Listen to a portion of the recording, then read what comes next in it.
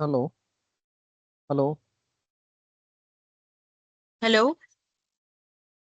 हाँ, yes ma'am, recording on है अब। ठीक है सर, मैं शेयर कर रही हूँ। स्टार्ट कर दी। Okay ma'am, okay. मैम आप स्क्रीन शेयर और कैमरा ऑन कीजिए अपना। सर मेरी स्क्रीन विजिबल है? यस मैम, विजिबल है। आपका कैमरा ऑन नहीं है, कैमरा। जी कर रही हूँ सर।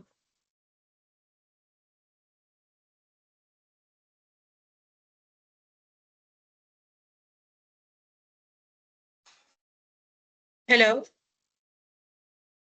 ठीक है सर, मैम को बोल दीजिए क्लास स्टार्ट कर दें। Okay ji, okay. Good evening class. I hope I am audible to everybody.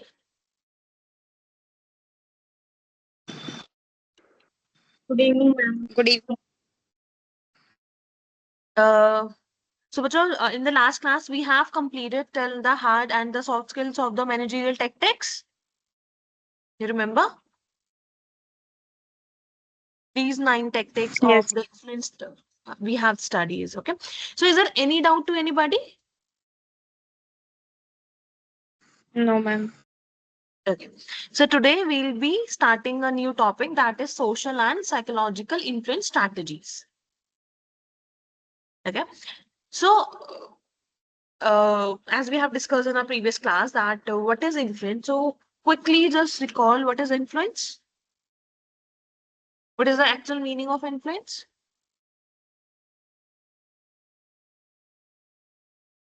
जल्दी से बता दो।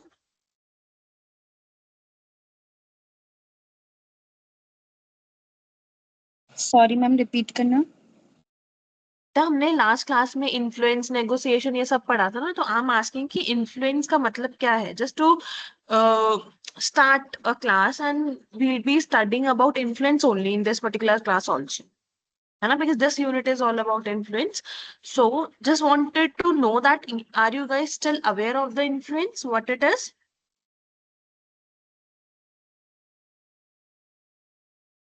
Impact, Impact of what? जिसका इम्पैक्ट पड़ता है और उस चीज के लिए हम एग्री हो जाते हैं ना, मतलब उसको इम्पैक्ट बोलते हैं, इन्फ्लुएंस। ओके। और क्या हो सकता है इन्फ्लुएंस? मैंने एक वर्ड यूज किया था बेटा लास्ट क्लास में।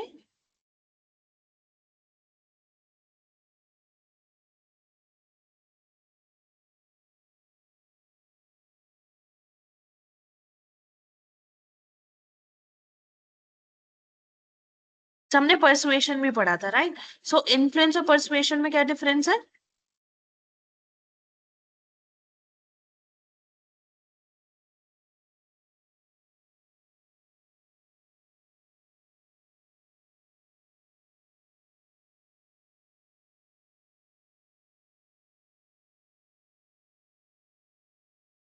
Ma'am influence influence long term के लिए होता है और परसेप्शन शॉर्ट टर्म के लिए। Persuasion is short term, influence is for long term. Yes, very good. But what's the actual meaning of both?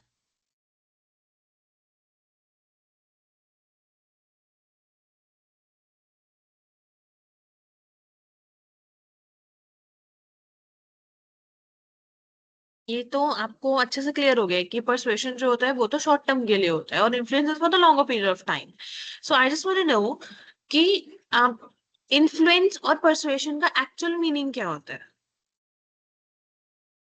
What these terminologies mean? Ma'am किसी का behaviour या किसी के ओपिनियन चेंज करना, ट्रस्ट बिल्डअप Exactly. Very करना। good. So basically, convincing the other person, or it is the ability to change the behavior, thoughts, or the decision making of the other person.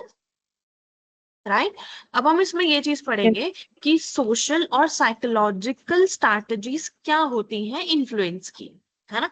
अब social is related to our environment, our society. जब हम बाकी लोगों के साथ interact करते हैं, socially involve होते हैं, किसी पार्टी फंक्शन में जाते हैं, तो हम अपने आप को कैसे इन्फ्लुएंस्ड फील करते हैं या आप कैसे लोगों को एक्चुअली कन्विंस करते हो उस पर्टिकुलर सिचुएशन में. This will going to study. And another perspective that will be psychological influence. Psychological is related to our minds or the attitudes or the behavior. है ना, emotionally हम कैसे connect होते हैं या affect होते हैं. So I think both the terms are clear to you. Yes, ma'am. Okay. So quickly read what is written over here on slide. That social and psychological influence strategies are techniques that leverage human behavior. है ना? And emotions, cognition to affect others' attitude, decisions और actions. ये तो हमें पता ही है. Influence का मतलब भी यही होता है कि हम बाकी के लोगों के इमोशंस को अफेक्ट करते हैं, उनके एटीट्यूड को चेंज करते हैं, उनके डिसीजंस को चेंज करते हैं, उनके कोर्स ऑफ कंडक्ट को चेंज करते हैं, उनके एक्शंस को अफेक्ट करते हैं, चेंज करते हैं.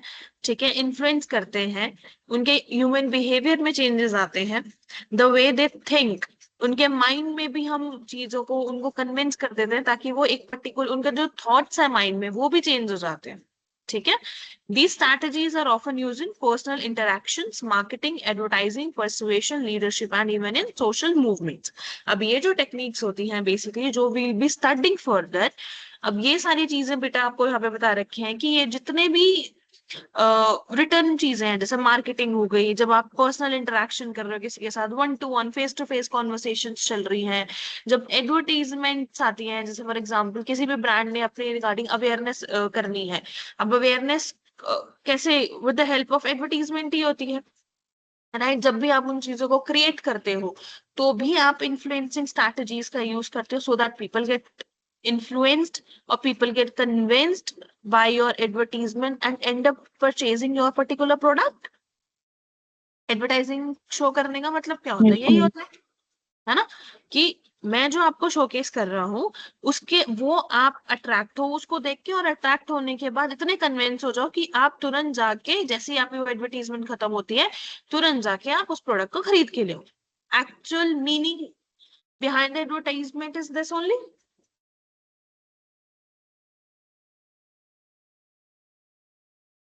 हाँ जी, बोलो, यही होता है या कुछ और होता है?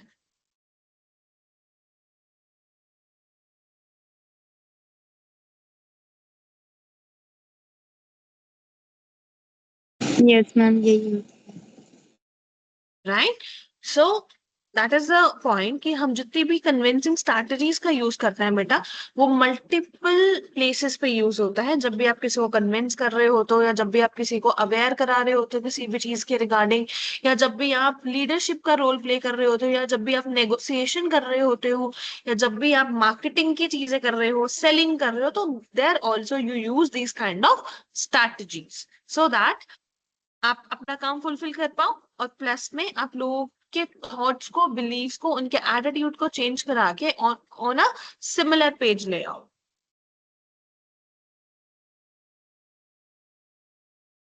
Now what are those strategies? First one is social proof. Yes, ma'am.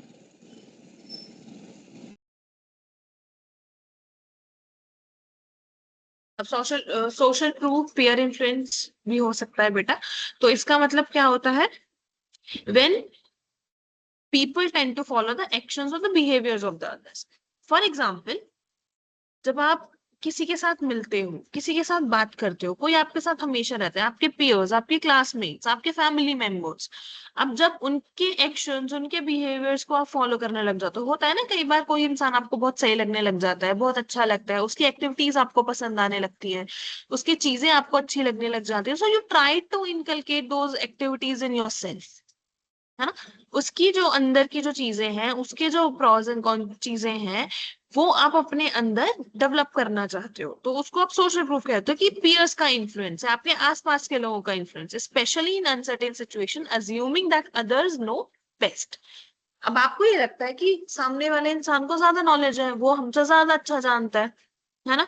कई बार ऐसा, फॉर एग्जाम्पल अगर हम अभी का बात करें तो हो सकता है द वे आई टीच, हो सकता है आपको वो चीज सही लग जाए और आप फिर चाहते हो कि आपको भी अगर फ्यूचर में टीचर बनना है तो आप मेरी जैसी चीजें अपने अंदर इनकलकेट कर लो। क्यों? क्योंकि आपको लगेगा कि मैम तो बेस्ट पढ़ा रही है, राइट। सो जब भी आपको लगता है ना बेटा कि सामने वाला चीजें बेस्ट कर रहा है तो उसकी बेस्ट चीजें, उसके एक्शंस, उसके बिहेवियर, उसके एटीट्यूड को आप अपने अंदर डेवलप करना चाहते हो और ऐसे ही आप इन्फ्लुएंस होते हो उससे, तो इसको बोलते हैं सोशल। ठीक है, सोशल प्रूफ क्लियर है बेटा। Yes, ma'am. Now the second one is conformity. अब कंफर्मिटी का मतलब क्या है? अब जैसे, अब एग्जांपल लेते हैं, आप जैसे हमने लास्ट क्लास में भी लिया था मंदिर का और बर्थडे पार्टीज, ठीक है। अब बर्थडे पार्टी में आप सूट और साड़ी पहन के तो नहीं जाओगे और मंदिर में आप वेस्टर्न ड्रेस पहन के नहीं जाओगे। तो just to fit in those group, just to fit in the environment, आप अपने बिहेवियर को चेंज कर लेते हो क्योंकि आपको रिजेक्शन का डर होता है, क्योंकि आपको अनफिट नहीं लगना है। ठीक है, again I am repeating my self.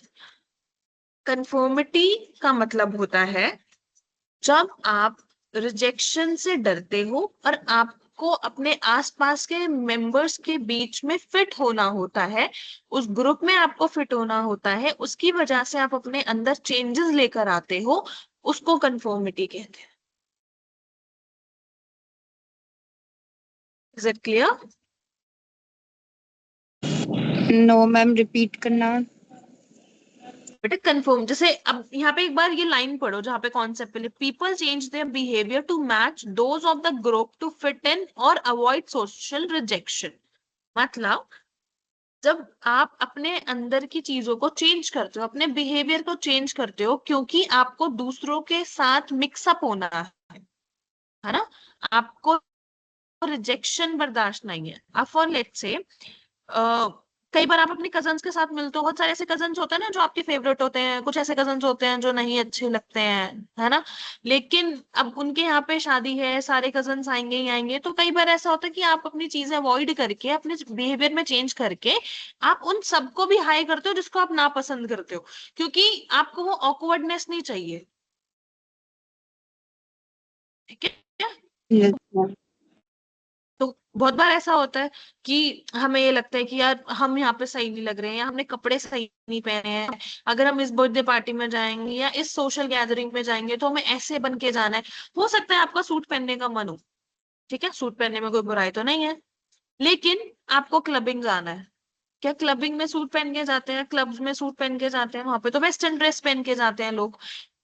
और हो सकता है ना कि कोई प्रॉब्लम तो नहीं है कि हमारा सूट पहन के जाने का मन है, बिकॉज हम वेस्टर्न ड्रेस ही नहीं पहनते, लेकिन हमें वहां पे ऑकवर्ड लगेगा, हमें लगेगा कि यार हम हर कोई हमें ऐसे देख रहा है, हम मतलब एक सोशल रिजेक्शन ना आए इसकी वजह से हम अपने बिहेवियर को चेंज करके, अपने एटीट्यूड को चेंज करके हम वेस्टर्न ड्रेस पहन के ही क्लब जाते हैं। तो उस एडजस्टमेंट्स को, उस चेंज ऑफ बिहेवियर को कंफर्मिटी कहते हैं। क्लियर है बेटा? Okay, ma'am. Yes, ma'am. Now the next one is compliance. अब कंप्लायंस का मतलब क्या होता है बेटा? Requesting favourable behaviour.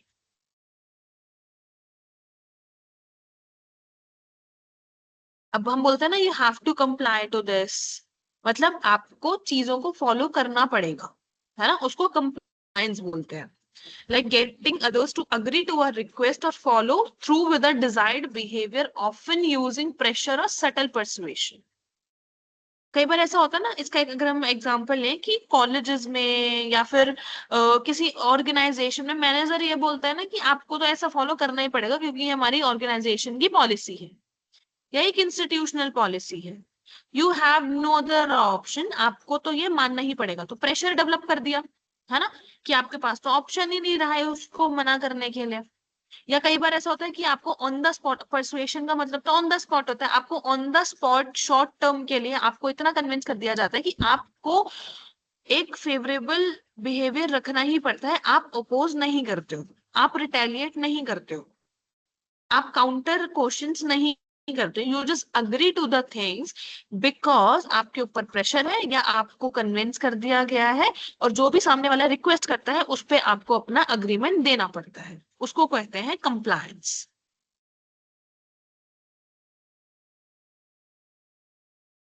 Is there any doubt?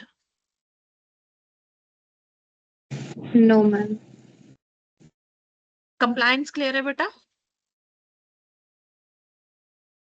Yes, ma'am.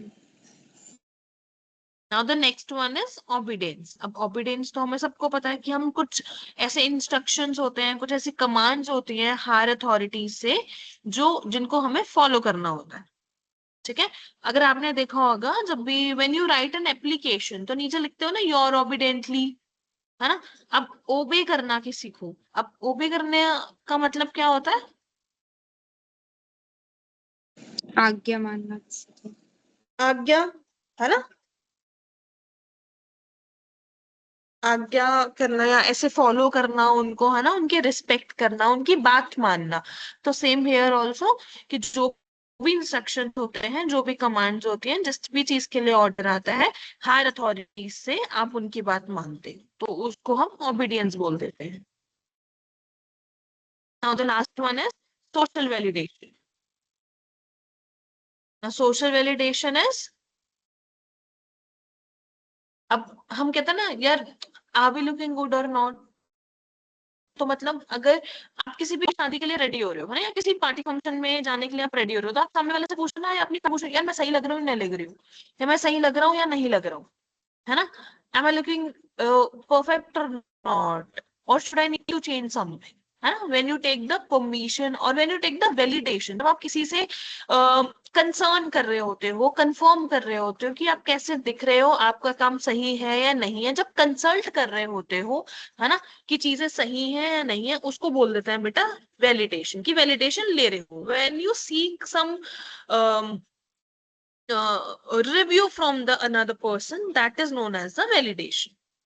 Ab social validation is people look to others to confirm that their behavior is correct or acceptable. अब बाकी लोगों से आप ये पूछते हो या देखते हो कि क्या जो जैसे आप बिहेव कर रहे हो, जैसे आपके थॉट्स हैं, the way you are taking decisions, these are correct or acceptable or not. ठीक है? Yes, ma'am.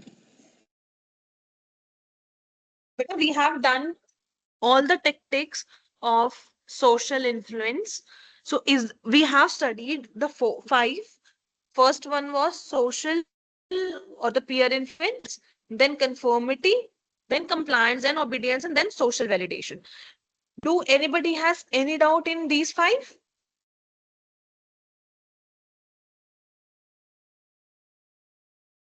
एक बार read कर लो जल्दी से. And when you are Yes, done, ma'am. please let me know. Then I'll change the slide.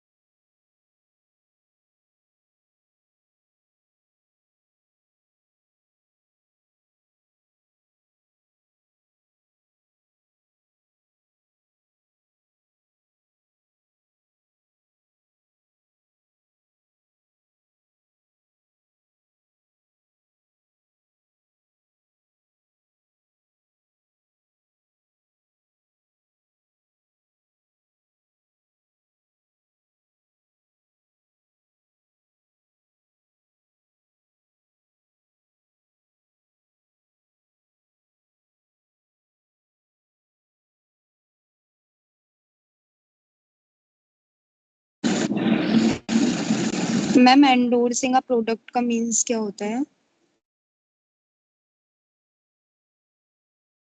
Endorsing a product मतलब जैसे endorsements होते हैं ना, जैसे सेलिब्रिटीज को हायर करते हैं उनके प्रोडक्ट को शोकेस करने के लिए, Yes, मैम. है ना, जैसे एडवर्टाइज करने। सेलिब्रिटीज होती हैं, हाँ, जैसे सेलिब्रिटीज होते हैं कुछ ब्रांड्स को, जैसे लेक में और ये सारी चीजों को वो लोग कर रहे होते हैं, है ना, करीना कपूर वगैरह, तो ये एंडोर्स करती हैं ब्रांड, उसी को बोलते हैं बेटा okay. Endorsing approach.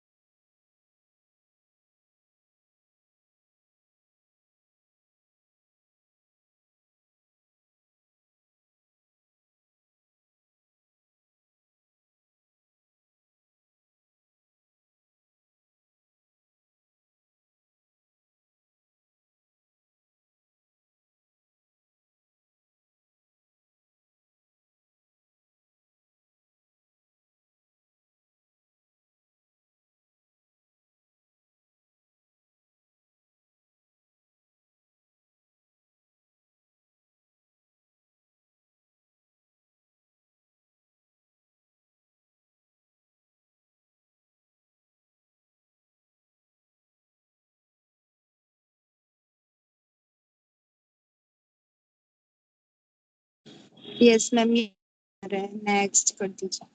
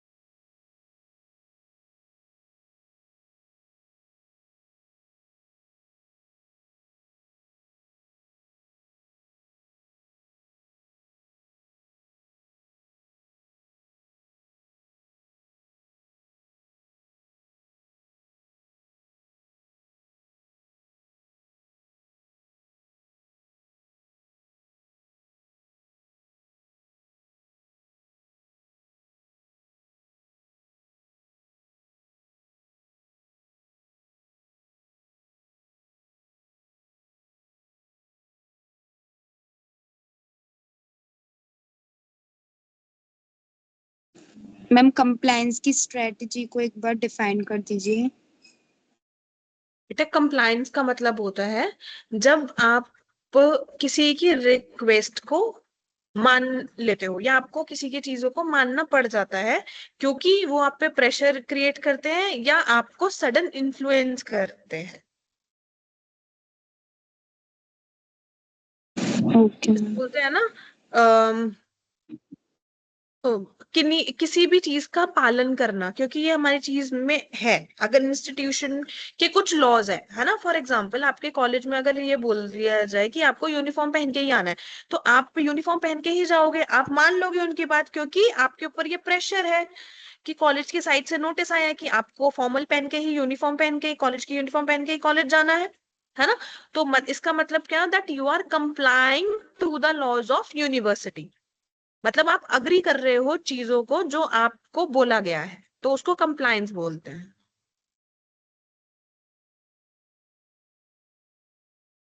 Okay ma'am. ठीक है।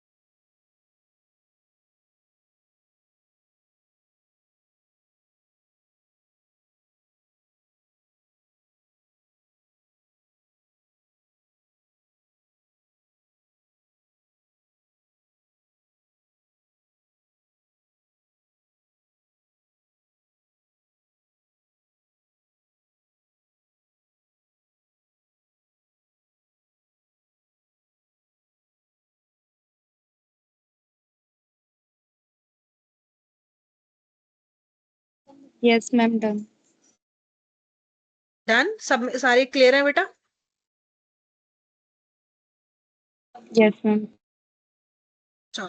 Now let's study the another influence strategies that are psychological. अब psychological का मतलब क्या होता है, कैसे आप आपके माइंड में कैसे चीजें चल रही होती है, आप इमोशनली कैसे बिहेव कर रहे हो, आपके मेंटल प्रोसेसेस क्या है, ठीक है, आपके थॉट्स क्या है। जब आप माइंड से रिलेटेड चीजें करते हो ना, तो उसको हम साइकोलॉजिकली नाम देते हैं। Now the first one is reciprocity. Reciprocity का मतलब कैसे होता है बेटा, कि जैसे गिव एंड टेक वाली चीज होती है ना, किसी ने आपके लिए कुछ किया तो आपको फेवर रिटर्न करना है ना, तो उसको हम रेसिप्रोकेट बोलते हैं। जैसे when you use the word reciprocate, so what does it mean?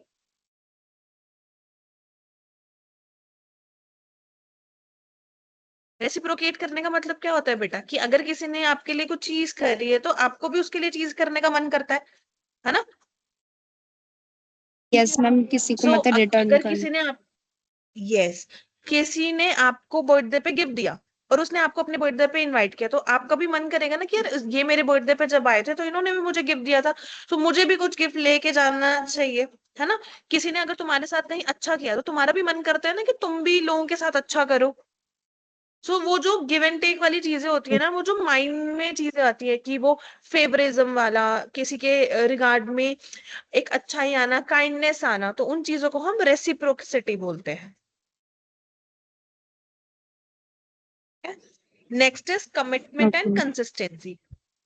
Commitment is like जब आप बोलते हो कि ठीक है मैं ये कर लूंगा, कमिट करते हो जब आप चीजों को, when you agreeing to something, है ना।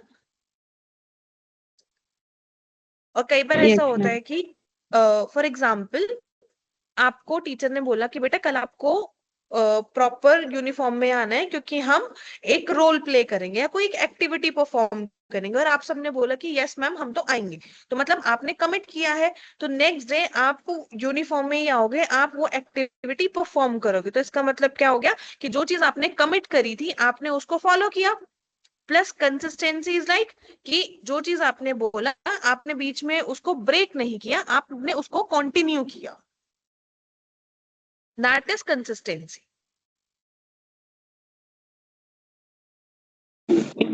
मैम कॉग्निटिव डिसोनेंस का मतलब क्या होता है? क्या बेटा? मैम ये ब्रैकेट में लिखा हुआ है ना, कॉग्निटिव डिसोनेंस। Cognitive dissonance. आपने मार्केटिंग में बाइंग बिहेवियर्स पढ़े हैं बेटा? Yes ma'am.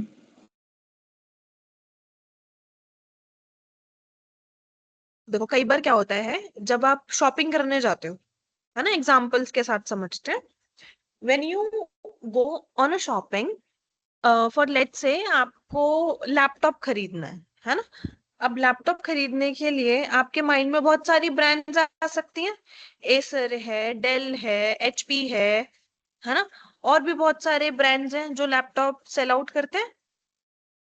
अब कई बार क्या होता है आपके माइंड में कंफ्यूजन अराइज हो जाती है ना, आपको समझ नहीं आता कि कौन सी ब्रांड का लेना चाहिए। अब तो सारे ही ब्रांड्स अच्छी फीचर्स प्रोवाइड कर रहे हैं, कम प्राइसेस में ज्यादा फैसिलिटीज प्रोवाइड कर रहे हैं, तो आपके माइंड में एक डिस्कम्फर्ट आ जाता है ना।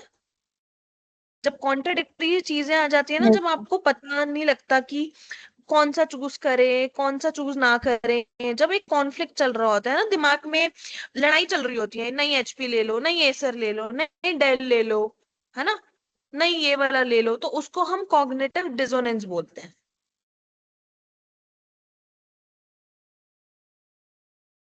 ठीक है। Okay ma'am. और इसका मतलब भी अब क्या हो जाएगा कि अब जब कॉन्फ्लिक्ट चल रहा है माइंड में, है ना, एक डिस्कम्फर्ट रेज हो गया है, तो उसको फिर धीरे धीरे कैसे कम करना है, कैसे उस टेंशन को रिड्यूस करना है, खत्म करना है। और ये कैसे खत्म होगा, जब आप अपने बिहेवियर में चेंज लेकर आओगे। ठीक है। दैट इज वाई जब अब फॉर एग्जाम्पल अब हम ये इन्फ्लुएंस, साइकोलॉजिकल इन्फ्लुएंस में हम क्यों पढ़ रहे हैं, अब आपके माइंड में तो बहुत सारे ब्रांड्स आ रहे हैं कि आपको इस ब्रांड के लैपटॉप्स लेने हैं।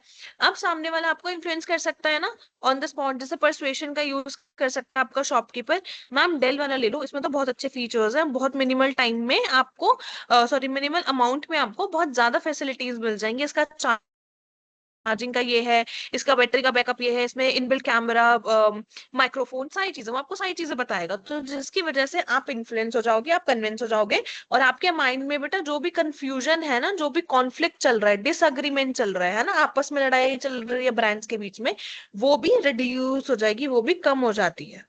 तो उसी को आप कॉग्निटिव डिसोनेंस बोलते हो। Okay ma'am. ठीक है। Now the next Yes. One is scarcity. Scarcity तो सबको ही पता है ना, कि जब हम इकोनॉमिक्स में पढ़ते थे कि रिसोर्सेज आर स्कार्स, तो मतलब क्या है, रिसोर्सेज हमारे पास बहुत लिमिटेड है। सो वी आर अवेयर जिन भी चीजों की लिमिटेशंस होती हैं, जो भी रिसोर्सेज हमारे पास लिमिटेड अमाउंट में होते हैं, उनकी रिक्वायरमेंट, उनकी डिमांड इंक्रीज हो जाती है ना। फॉर एग्जाम्पल, अगर लॉकडाउन में अगर आप देखते हो, आपको पता था कि लॉकडाउन लगने वाला है कोविड टाइम में, है ना, तो सारे के सारे लोग मार्केट में जाके राशन पानी का सामान ले आए थे, है ना, और इतना लेकर आए थे कि उनका वेस्ट भी बहुत सारा हुआ, राइट। अब वो इतना Yes. सारा क्यों लेकर आए थे, उनकी क्वांटिटी इतनी ज्यादा क्यों थी, अब घर में 4 लोग हैं, अब वो सामान लेकर आ गए 8 लोगों के हिसाब से। व्हाई? बिकॉज उनको लग रहा था कि मार्केट बंद हो जाएगी, मार्केट खुलेगी नहीं, हम घरों से बाहर नहीं जा पाएंगे, तो हमारे पास रिसोर्सेस कम होंगे, हमारे पास चीजें कम होंगी, है ना, हम चीजों को ले नहीं पाएंगे और बाद में जाके फिर हमें खाना नहीं मिलेगा। तो उनको ये ना फियर ऑफ मिसिंग आउट था, फोमो था उन्हें, तो दैट्स द रीजन उन्होंने ज्यादा कंज्यूम करा। ठीक है। तो स्कैरसिटी का भी मतलब ये होता है, people are more motivated to act when they believe something is scarce और लिमिटेड। तो हमेशा ऐसा ही होता है बेटा कि जब भी आप को चीजें कम दिखती हैं तो आप ज्यादा मोटिवेटेड फील करते हो। फॉर एग्जाम्पल, अगर मैं आपको बोलूं कि there is a game, there is a competition, है ना, और ये सिर्फ 2 ही लोगों को मिलेगा, तो आप और ज्यादा अच्छे से खेलोगे क्योंकि आपको वो अमाउंट जीतना है ना। अगर आप सेल में भी देखते हो तो हमेशा जैसे आपके वो अमेजोन पे सेल आती है, फ्लिपकार्ट पे सेल आती है, मिंत्रा पे सेल आती है, सीजन्स में आती है ना, तो हमेशा ये आप देखते हो ना कि during those sales number of purchases increases. Why? क्योंकि उनको लगता है कि सस्ता सामान मिल जाएगा इतने टाइम में, अदरवाइज तो चीजें महंगी हो जाएंगी। तो स्कैरसिटी उन्होंने डेवलप करी, उन्होंने अर्जेंसी क्रिएट करी है ना, कि चीजें खत्म हो जाएंगी, अभी ले लो जितना लेना है, अदरवाइज बाद में तो प्राइसेस बढ़ जाएंगे चीजों के।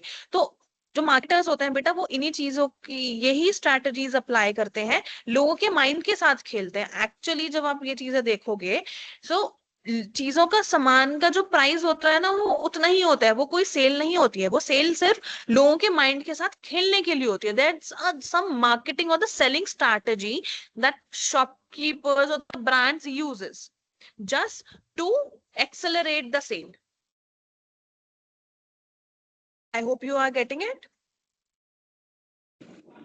Yes, ma'am. है ना, चीजों को उनको अपनी सेल इंक्रीज करनी है, उनको चाहिए ज्यादा से ज्यादा लोग हमारा सामान खरीद के जाएं, तो वो थोड़े टाइम के लिए अपने ब्रांड पे सेल लगा देते हैं। अब जैसे ही हम सेल वर्ड देखते हैं, इट्स अ ह्यूमन टेंडेंसी, जैसे हमने सेल वर्ड देखा और हम फटाफट से जाके खरीद लेते हैं, क्योंकि हमें ये लगता है कि यार सेल पे मिल रहा है, प्राइसेस कम हो गए हैं, बाद में अगर सेल खत्म हो गई तो प्राइसेस भी हाई हो जाएंगे। ठीक है। तो that is how marketers play with the minds of the customer. तो इसीलिए हमने अब माइंड के साथ खेल रहा है, तो मतलब psychologically they are influencing customers. I hope scarcity is clear to everybody. Yes, ma'am. Now the next one is बेटा फ्रेमिंग। अब फ्रेमिंग का मतलब तो आपको पता ही है कि कैसे आप चीजों को प्रेजेंट करते हो लोगों के सामने। ठीक है। अब उसी के ऊपर जजमेंट होता है और उसी के ऊपर डिसीजन लिया जाता है ना। अब अगर हम इसमें एग्जांपल लेते हैं, कोर्ट का एग्जांपल लेते हैं, है ना, लॉयर्स होते हैं, एक डिफेंडर का और एक अपोजिशन वाले का, है ना। अब दोनों के लॉयर्स जैसे चीजों को जज के सामने प्रेजेंट करते हैं, उसी के बेसिस पर डिसीजन लिया जाता है और जजमेंट सुनाई जाती है जज के थ्रू। Yes. तो उसी को बेटा हम फ्रेमिंग कहते हैं, या रीफ्रेमिंग द इंफॉर्मेशन, कि how you are presenting the information in front of the authority to influence the decision of that authority or to influence the judgment of that authority. अब जब भी हम चीजें फ्रेम करते हैं तो हम अपने ही कन्वीनियंस के हिसाब से फ्रेम करेंगे ना, जो हमारे बेनिफिट के हिसाब से होगा। आप बहुत कई बार ऐसा होता है, आप चीजों को मैनिपुलेट भी कर देते हो, है ना, क्योंकि आपको अपने फेवर में चीजें चाहिए, right. So Yes, this is ma'am. what कि आप कैसे प्रेजेंट करते हो चीजों को, how you present your statements और योर डिसीजन और your information that you have just to have a judgement in your favour.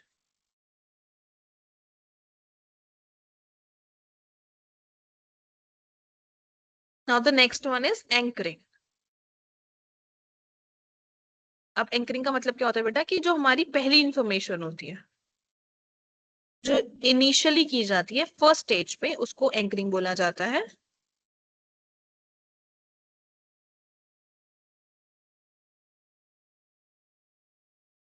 ठीक है। सो हमेशा हमें ये लगता है कि लोगों को उन्हीं चीजों पे विश्वास होता है जो सबसे पहले सुनते हैं, हाँ। अगर मैं आपको बोलूं जो चीज मैं आपको सबसे पहले बताऊंगी, आप वो चीज मानते हो, या फिर 2-3 बार में जब मैं आपको चीजें बताऊंगी। कई बार ऐसा होता है ना कि जो चीजें फर्स्ट इंप्रेशन हमेशा याद रहता है, ऐसे समझो। हाँ, फर्स्ट हम Yes, हमेशा ma'am. क्यों First बोलते हैं कि first impression is impression the is the last. Last impression, है ना। व्हाई वी से इट, क्योंकि पहले नजर में जो हम चीजें देखते हैं, चीजें करते हैं, वो हमेशा हमारे सबकॉन्शियस माइंड में रह जाती हैं, हमारे माइंड में वो स्टे कर जाती हैं, और लंबे समय तक फिर हम उसी परसेप्शन के अकॉर्डिंग अपनी चीजें करते रहते हैं। तो this is what the anchoring is, है ना, कि जो फर्स्ट पीस ऑफ इंफॉर्मेशन होती है, लोग उसी पे रिलाई करते हैं अपने डिसीजंस को लेने के लिए।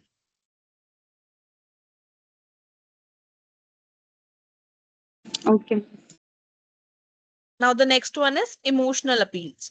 Now emotional appeals is affective influence. Like जब आप इमोशंस होते हैं आपके, है ना, कई बार हम ऐसे बोलते हैं कि बहुत ही ज्यादा इमोशनल है या फियर है। अब इमोशन तो कुछ भी हो सकता है, डर भी हो सकता है, खुशी भी हो सकती है, एम्पैथी भी हो सकती है ना।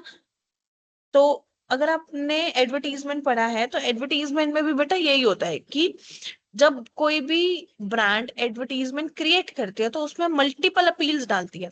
अब जैसे आप माउंटेन ड्यू की एड ले लो, एडवेंचरस अपील होती है ना, बाइक के साथ वो जैसे ये माउंटेन ड्यू पीते हैं, बाइक के साथ स्टंट करने लग जाते हैं, है ना, डर के आगे जीत है।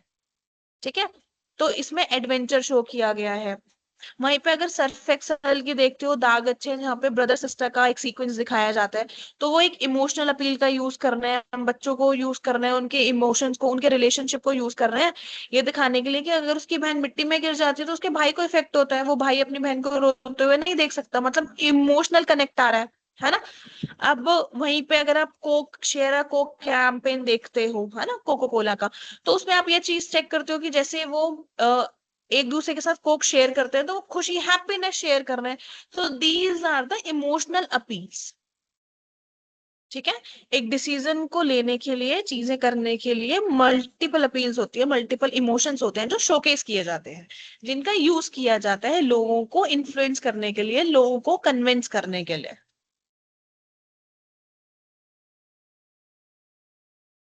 Okay, ma'am. Now the next one is cognitive bias. अब कॉग्निटिव बायसनेस का मतलब क्या होता है बेटा, जब आप भेदभाव करते हो। ठीक है, Yes. है ना। Cognitive is like, cognitive all, मैंने लास्ट टाइम आपको बताया था, cognitive is all about related to the mind. अब कॉग्निटिव बायस का मतलब हो गया कि जब भी आप अपने माइंड में जजमेंट कर रहे हो, चीजें डिसाइड कर रहे हो, तो जब उसमें आप पार्शलिटी करने लग जाते हो, इन्फ्लुएंस हो जाते हो, उसको आप बायसनेस, कॉग्निटिव बायस बोल देते हो. As you can see, the thing that is written over here is people are influenced by systematic biases in their thinking and decision making. मतलब जैसे वो चीजें सोच रहे हैं, जो उनके दिमाग में थॉट्स चल रहे हैं, जो वो डिसीजन लेने वाले हैं, उसमें जब वो बायस्ड होते हैं, पार्शियल होते हैं, या फिर कंफ्यूज भी हम बोल सकते हैं, है ना, अपनी कन्वीनियंस के हिसाब से जो डिसीजन लेते हैं उसको हम बायसनेस ही बोलते हैं. कि कई बार ऐसा होता है कि एक्चुअल डिसीजन कुछ और होना चाहिए, जस्ट बिकॉज सामने वाला अच्छा हमारा दोस्त है ना, हम उसको ज्यादा फेवर करते हैं, तो हमने उसके फेवर में डिसीजन दे दिया. तो this is also known as biasness. भेदभाव करना इज बायसनेस. ठीक है. तो जब आप माइंड के थॉट्स के साथ भेदभाव करते हो तो वो कॉग्निटिव बायस हो जाता है. Okay. क्लियर है बेटा? Yes, ma'am.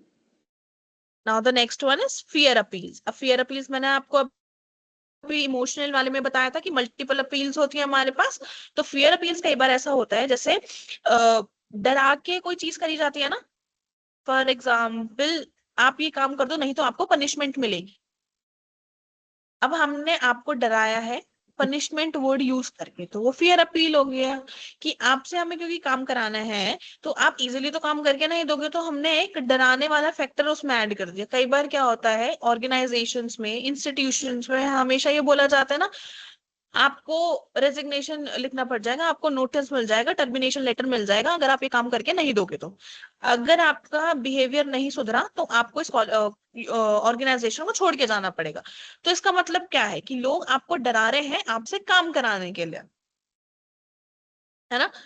कई बार बच्चों के साथ भी मम्मा ऐसे यूज करती है ना, खाना खा लो नहीं तो मैं मार दूंगी, या मैं आपको खेलने के लिए चीजें नहीं दूंगी, या मैं आपके पापा से कंप्लेंट कर दूंगी. तो आपको डराया जा रहा है काम कराने के लिए, so that the person can do the work on a desired time. ठीक है, विदाउट फेल. तो इसलिए उसको थ्रेट शो किया जाता है. क्लियर है? Yes, ma'am. Now the last one is बेटा लाइकिंग और इंटरपर्सनल इन्फ्लुएंस. अब व्हाट इज लाइकिंग? जिसको हम लाइक करते हैं, जिसको हम पसंद करते हैं, जिनको हम फॉलो करते हैं, हमें उनको फॉलो करना अच्छा लगता है, हमें उनके जैसा बनना अच्छा लगता है. फॉर एग्जाम्पल, आपके आइडियल्स होंगे ना, कुछ सेलिब्रिटीज ऐसे होते हैं जिनको आप पसंद करते हो, है ना, आपके रोल मॉडल्स होते हैं. तो उसका मतलब क्या होता है कि आप उनको पसंद कर रहे हो क्योंकि कुछ तो ऐसी कैरेक्टरिस्टिक्स होंगी, कुछ ऐसी चीजें होंगी उनके अंदर जो आपको अच्छी लगती होंगी, या फिर आप ये चाहते हो कि उनके अंदर की वो जो अच्छी चीजें हैं वो आप अपने अंदर डेवलप करना चाहते हो. तो उसका मतलब होता है liking, that you influenced by the another persons characteristics और सम features or activities or actions that you need to inculcate in yourself. ठीक है, that is liking.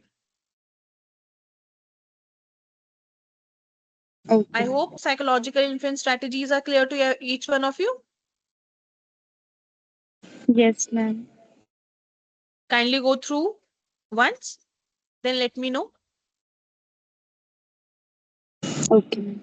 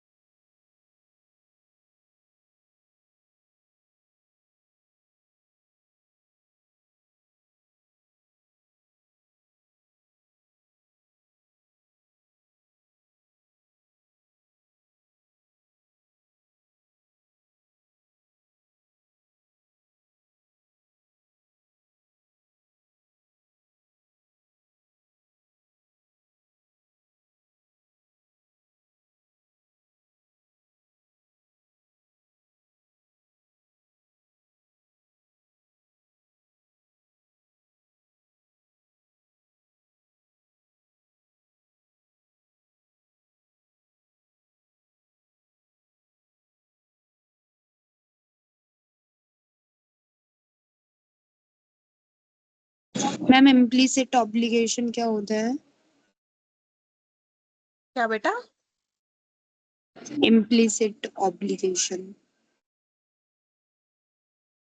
इम्प्लिसिट का मतलब आपने देखो दो चीजें होती है, एक इम्प्लिसिट होता है और एक्सप्लिसिट होता है ना? और ऑब्लिगेशन का मतलब क्या होता है?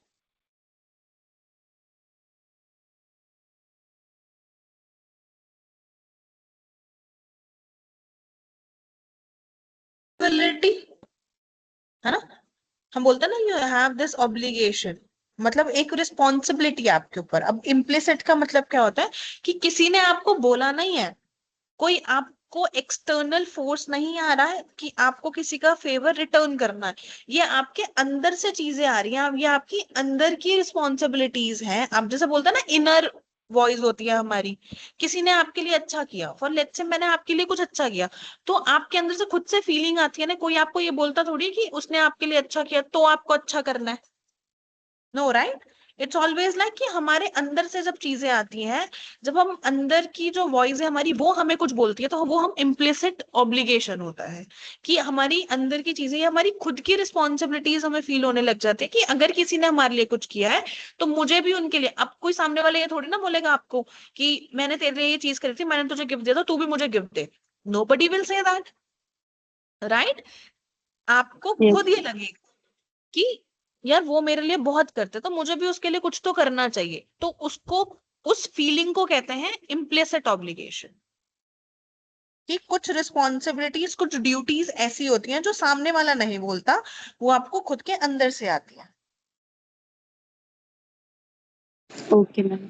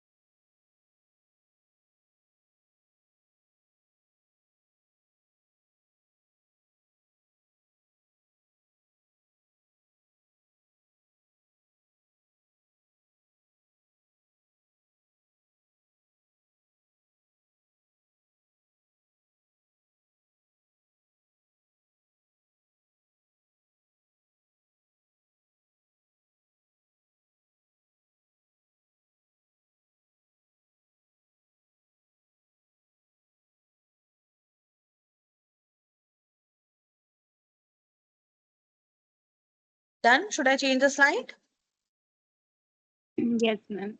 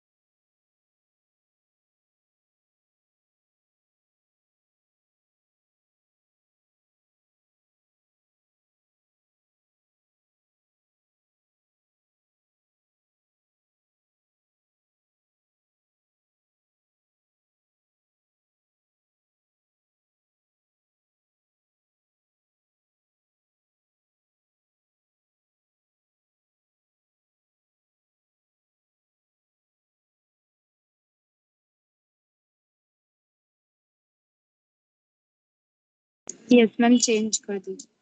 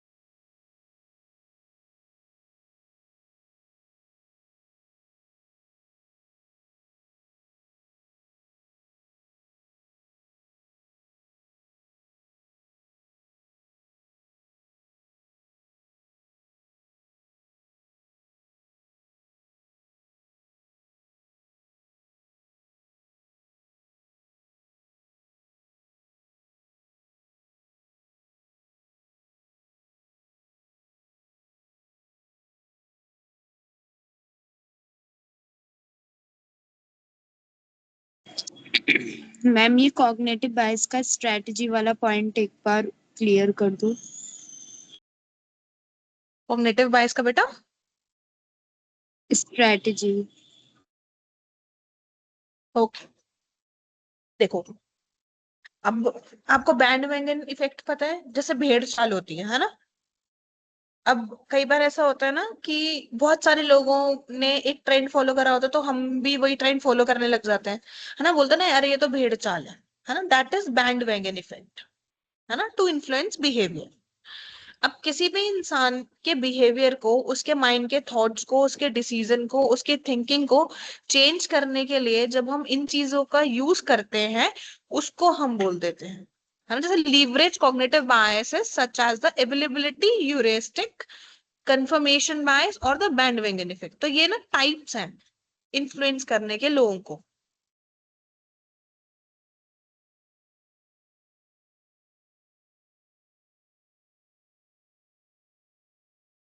Okay ma'am.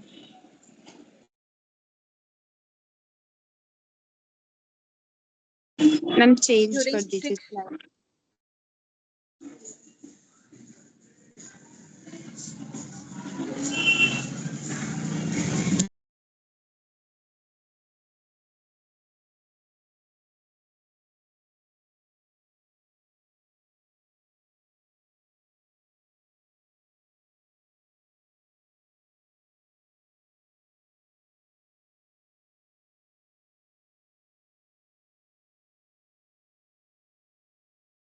जैसे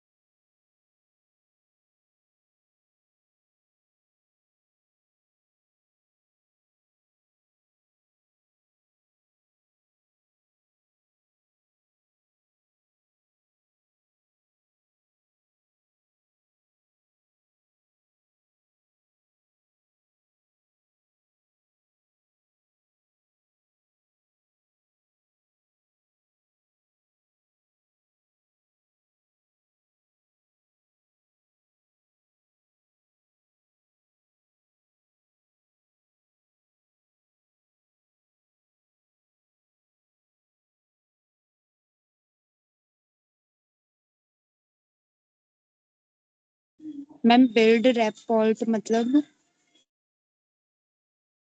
क्या बेटा? Build rapport. अच्छा, बिल्ड रैपोर्ट का मतलब होता है बेटा अपनी रेपुटेशन बढ़ाना या बनाना।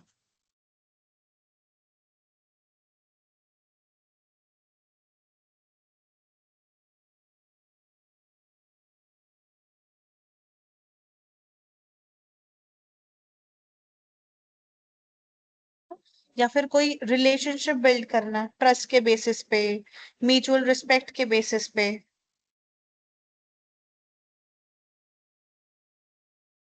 Okay ma'am.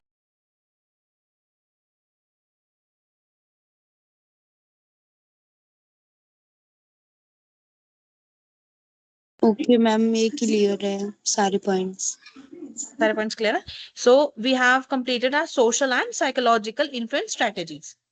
Now the next point is better learning to apply influence strategies in work and other settings. अब हमें ये पढ़ना है।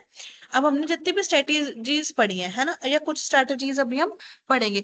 अब उनको हमें कैसे सीखना है ताकि हम अपने काम की जगह पे या बाकी की जगहों पे उन स्ट्रेटजीज को यूज कर सके, है ना। अब हमेशा ऐसा होना, थ्योरेटिकल पार्ट तो आपने पढ़ लिया, नाउ द टाइम्स कम जब आपको प्रैक्टिकली उस थ्योरी को अप्लाई करना होता है ना। अभी हमने मैनेजरियल इन्फ्लुएंस स्ट्रैटेजीज पढ़ ली, साइकोलॉजिकल स्ट्रैटेजीज पढ़ ली, सोशल स्ट्रैटेजीज पढ़ ली। अब इन सारी स्ट्रैटेजीज को बेटा अब आप अपने काम में कैसे यूज करोगे, उसको अब हम पढ़ेंगे, ठीक है। द फर्स्ट पॉइंट इज कैसे आप यूज कर सकते हो? एक तो बिल्डिंग रिपोर्ट एंड ट्रस्ट। अभी हमने पढ़ा था कि बिल्डिंग रिपोर्ट का मतलब क्या होता है, एक रिलेशनशिप ऐसे बिल्ड करना ट्रस्ट के बेसिस पे, बिलोंगिंगनेस के बेसिस पे, है ना, एक म्यूचुअल रिस्पेक्ट के बेसिस पे, अंडरस्टैंडिंग के बेसिस पे, जहां पे आप बहुत ही ज्यादा कंफर्टेबल होते हो लोगों के साथ, है ना। और जब आप ये चीजें करते हो then you will be that it will be easier to convince somebody, है ना। अब फॉर एग्जाम्पल मैंने आपके साथ एक रिलेशनशिप बिल्ड करी है ना, हम दोनों बहुत अच्छे फ्रेंड्स हैं। अब हम दोनों एक दूसरे की बात तो मान लेंगे ना। मैं अगर आपको बोलूंगी चलना बाहर कहीं घूमने चल रहे हैं तो आप मेरी बात मान लोगे। क्यों? क्योंकि आप मेरे पे बिलीव करते हो, हम एक रिलेशनशिप शेयर करते हैं। तो this is what it is, कि जब आप लोगों के साथ एक रिलेशनशिप बिल्ड करते हो, लोगों के साथ एक म्यूचुअल पेज पे आते हो, म्यूचुअल अग्रीमेंट करते हो, एक रिस्पेक्ट होती है आपकी, एक अच्छी कॉन्वर्सेशन जब होती है, तब इजी हो जाता है आपके लिए उन स्ट्रैटेजीज को अप्लाई करना। क्योंकि अब स्ट्रैटेजीज क्या है, लोगों को इन्फ्लुएंस ही तो करना है। अब लोग अगर आपके दोस्त हैं तो आपकी बात मानेंगे ही मानेंगे, आपके फैमिली मेंबर्स हैं आपकी बात मानेंगे ही मानेंगे, आपके कलीग्स हैं, आपके पीयर लेवल के लोग हैं, तो वो आपकी बात मानेंगे। तो that will be easier for you to influence those people. Now the second one is effective communication. Again the same thing, कि जब आप लोगों के साथ एक अच्छी लेवल पे कम्युनिकेशन कर रहे होते हो, जिस वे में आप चीजें बता रहे हो उसी वे में सामने वाला जब समझ रहा होता है, उसी को हम इफेक्टिव कम्युनिकेशन बोलते हैं, है ना। If you guys have studied the communication subject, है ना, what is effective communication?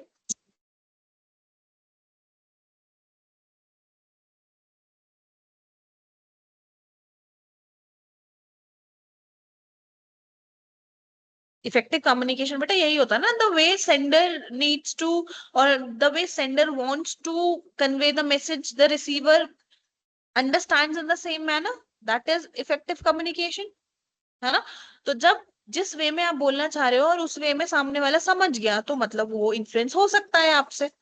So this is how you can influence somebody or you can convince somebody, just by having a proper and effective communication with them. Now appealing to interest, अगर आपके interest की बात है तो आप बात मानोगे ही ना,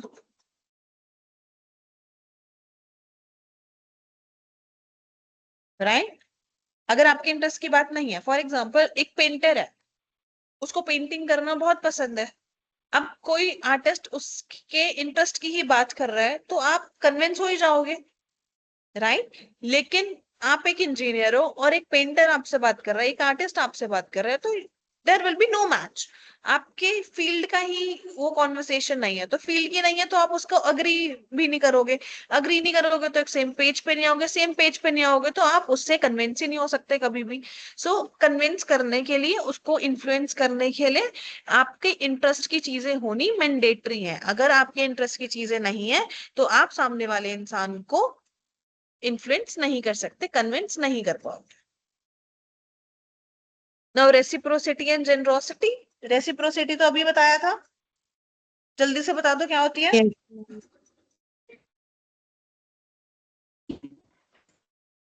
बोलो। मैम किसी को रिटर्न में देना। एक्चुअली यस, है ना, कि अगर कोई आपके लिए अच्छी चीजें कर रहा है तो आपका भी ये मतलब अंदर से चीजें आती हैं, इम्प्लिसिट चीजें होती हैं आपकी, कि आपको भी फेवर रिटर्न करने का मन करता है, that is reciprocity. And generosity is like when you be so generous, है ना, लिबरल होते हो, जेनरस होते हो, इजी गोइंग होते हो। Now the next one is influencing through social proof. Social proof क्या है? हमने ये सोशल इन्फ्लुएंस स्ट्रैटेजीज में पढ़ा था। Yes, ma'am. What is social proof?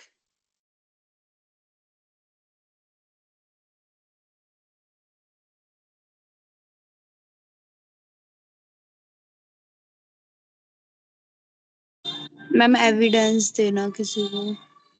नहीं बेटा, सोशल प्रूफ का मतलब होता है जब आप चीजों में फिट होना चाहते हो, आप लोगों से वैलिडेशन जब आप लेते हो बेसिकली, या जब आप अपने पियर्स के बीच में चीजें सही करना चाहते हो, है ना, आप ऑड वन आउट नहीं लगना चाहते हो। यही पढ़ा था ना Yes. हमने अभी। peer influence बताया था। सोशल प्रूफ पढ़ो जल्दी से। जब आप लोगों की वो चीजें देख के आप उनकी चीजें करना शुरू कर देते हो। सी पीयर इन्फ्लुएंस, जब आपके आसपास के लोग आपको इन्फ्लुएंस करते हैं, आपका बिहेवियर चेंज करते हैं, अगर कोई आपको अच्छा लग गया तो आप उनके जैसे चीजें करना शुरू कर देते हो, है ना। कोई सेलिब्रिटी आपको अच्छा लग गया, उसकी कुछ एक्टिविटीज आपको अच्छी लग गई, तो आप उसकी एक्टिविटीज खुद अपने अंदर लाना चाहते हो ना। कई बार ऐसा होता है कि बहुत लोग बहुत अच्छी तरीके से बात करते हैं, तो उनके बात करने का लहजा, उनके बात करने का तरीका आपको अच्छा लगता है, तो आप भी चाहते हो कि आपके अंदर भी वैसी चीजें आए, तो आप उस पे काम करने लग जाते हो। तो मतलब आप सोशल इन्फ्लुएंस है आपके ऊपर, है ना। तो सेम अगर हम यहाँ पे हम पढ़ रहे हैं social proof, influencing through social proof is the same thing, कि जब लोग आपके साथ चीजें कर रहे होते हैं, लोग अगर कोई अच्छी चीजें कर रहे होते हैं, तो उनकी अच्छी चीजें, अच्छी एक्टिविटीज, अच्छे कैरेक्टरिस्टिक्स, फीचर्स आप अपने अंदर डेवलप करना चाहते हो, और उनसे जब आप अब डेवलप करना चाहते हो का मतलब क्या हो गया, that you got convinced with them, so that in return you are inculcating those activities in yourself. Is it clear? Yes, ma'am. Now the next one is utilizing authority and expertise. अब authority everybody knows कि जिसके हाथ में power होती है ना। अगर किसी ने ऑर्डर दे दिया, किसी बड़े आदमी ने, उसकी चीजें तो मानोगे ही मानोगे। दूसरा, कोई किसी सब्जेक्ट में एक्सपर्ट है ना, हमेशा बोलते हैं ना एक्सपर्ट एडवाइस, तो उसकी बात आप मानते हो, आपको क्योंकि ये पता होता है कि that particular person is expert in that particular field, so you have no scope to deny it. So what you do in the end और in the result, you end up understanding or comply to the things that authority or that expert is saying, है ना। जो भी authority बोल रही होती है और जो भी एक्सपर्ट बोल रहा होता है, बाद में आप उसकी बात मान ही लेते हो, क्योंकि आपको लगता है कि वो सही बोल रहे हैं, तो आप उनकी बात से इन्फ्लुएंस हो जाते हो। ठीक है।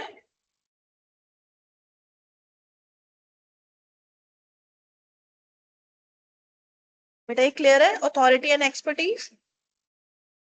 Yes, ma'am. Now the next one is scarcity and urgency. Same lockdown का एग्जांपल लिया था जिसमें हमने कि जो भी चीज कम होती है Unlimited. उसके लिए हम मोटिवेट ज्यादा हो जाते हैं, हमें वो चीज करने का ज्यादा मन करने लग जाता है। अगर हमें पता है कि ये चीज खत्म होने वाली है, अगर हम किसी चीज की अर्जेंसी क्रिएट कर देते हैं, तो चीजें जल्दी हो जाती हैं, हम इजीली उनको इन्फ्लुएंस कर पाते हैं। तो scarcity and urgency are the same thing as we have discussed in the psychological or that social one. Yes, now ma'am. Framing and reframing. अभी आप देख रहे हो ये सारी स्ट्रैटेजीज वही है ना जो अभी हमने साइकोलॉजिकल और सोशल में पढ़ी है। Commitment and consistency also we have studied. Framing and reframing we have also studied. तो मुझे जल्दी से फ्रेमिंग और रीफ्रेमिंग, कमिटमेंट एंड कंसिस्टेंसी आप लोग बताओगे।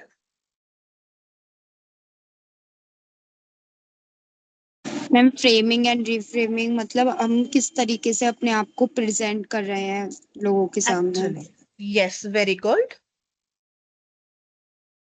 हम कैसे अपने आप को प्रेजेंट करते हैं, हम कैसे अपनी बात को रखते हैं सामने वाले के सामने, कि उसका जो डिसीजन है, उसकी जो जजमेंट है वो चेंज हो जाता है या हमारे फेवर में आ जाते हैं।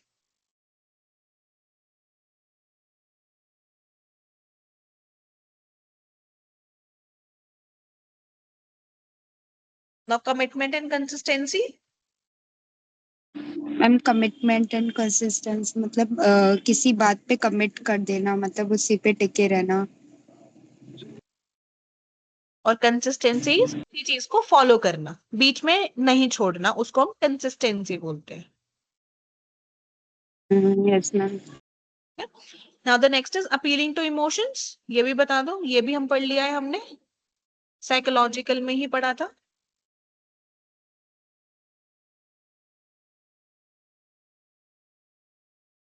मैम इमोशंस हमारे बहुत टाइप्स के होते हैं, like happiness, sadness. Yes, very good. Fear का होता है, एडवेंचर का होता है, हैप्पीनेस होता है ना। ये सारी चीजें हमारी अपील्स होती हैं। सो हम इनकी वजह से भी इन्फ्लुएंस होते हैं, है ना।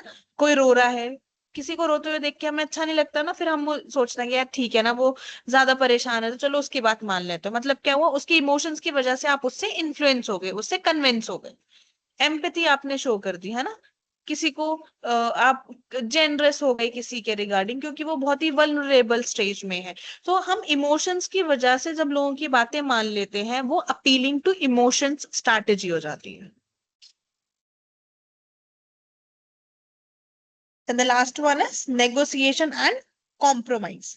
अब negotiation we have already studied, है ना। जब हमने यूनिट स्टार्ट भी नहीं करी थी तो we have studied three terms: negotiation, influence and persuasion. So you guys remember negotiation क्या होता है? मैम जब टू पार्टीज के बीच में बिटवीन अ म्यूचुअल एक्सेप्टेड होता है या म्यूचुअल अंडरस्टैंडिंग होती है। Yes, very good. जब टू और मोर पार्टीज होती हैं बेटा, जब वो किसी एक चीज, म्यूचुअल चीजों पे आने के लिए, म्यूचुअल अंडरस्टैंडिंग या म्यूचुअल बेनिफिट को लेने के लिए कॉम्प्रोमाइजेस करते हैं, उसको आप नेगोशिएशन बोलते होते हो, और उनकी एक विन विन सिचुएशन फॉर्म हो जाती है। ठीक है, that is negotiation. And another one is compromise. Compromise भी हमारा नेगोशिएशन का ही पार्ट है, कि दोनों पार्टीज एडजस्टमेंट्स करती हैं या कॉम्प्रोमाइज करती हैं अपनी चीजों के साथ, सो दैट वो डील क्रैक हो जाए। डील तो दोनों को चाहिए, किसी को कम में मिल जाएगी, किसी को ज्यादा में मिल जाएगी, पर चाहिए तो दोनों को, है ना। अब ये बोलता है ना कि नहीं होने से तो बेटर है कुछ तो हो। तो जब वो कुछ तो हो वाली सिचुएशन होती है ना, जब वो चीजें हम करते हैं, उसको हम नेगोशिएशन और कॉम्प्रोमाइज बोलते हैं। Yes. तो kindly go through all the 11 points और जल्दी से रिकॉल कर लो कि हमने सारे पॉइंट्स में क्या क्या चीजें पढ़ी थी। Then will go to the another topic. Ma'am previous slide show कर दीजिए एक बार, मेरे को रीड करना है, मैंने करा नहीं था, आपने चेंज कर दिया।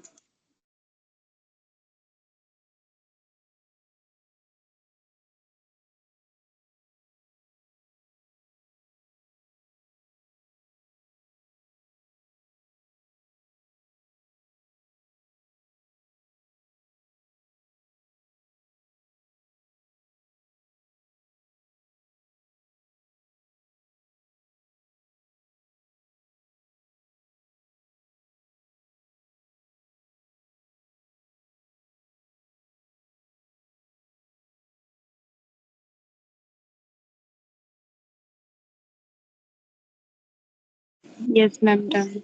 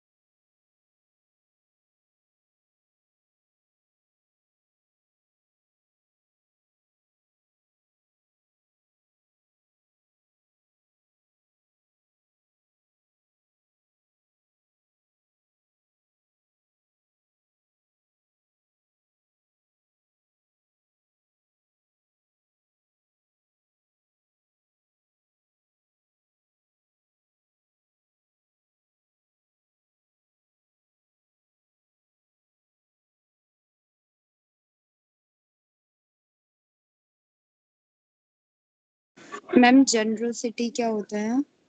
जनरोसिटी।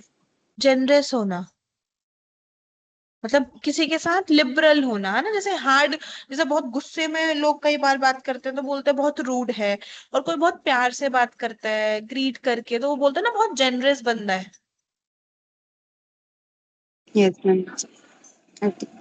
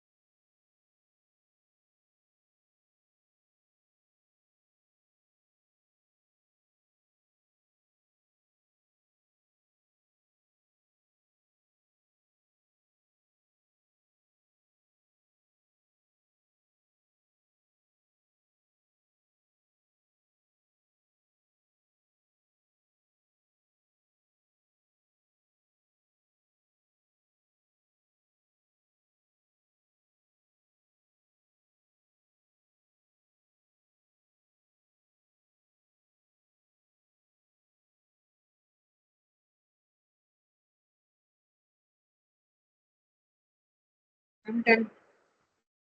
डन बेटा? Yes, ma'am. अच्छा,